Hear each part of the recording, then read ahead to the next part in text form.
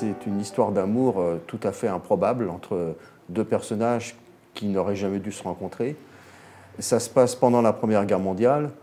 L'histoire commence en novembre 1915. C'est l'histoire d'un tout jeune soldat qui s'appelle Anatole et qui veut absolument rencontrer sa marraine de guerre. Une marraine de guerre, ce sont des femmes qui se portaient volontaires pour écrire à des soldats. On a remarqué qu'il y avait des soldats au front qui ne recevaient pas de courrier, ou très peu. Des femmes se sont proposées, à partir de l'année 1915, d'entretenir des correspondances avec des soldats qu'elles ne connaissent pas.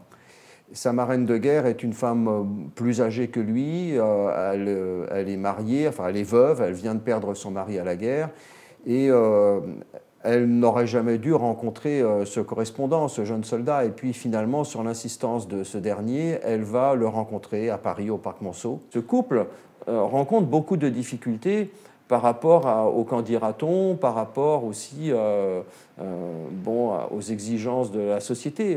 C'était très mal vu à cette époque pour une marraine de guerre d'épouser son soldat, surtout si le soldat était beaucoup plus jeune.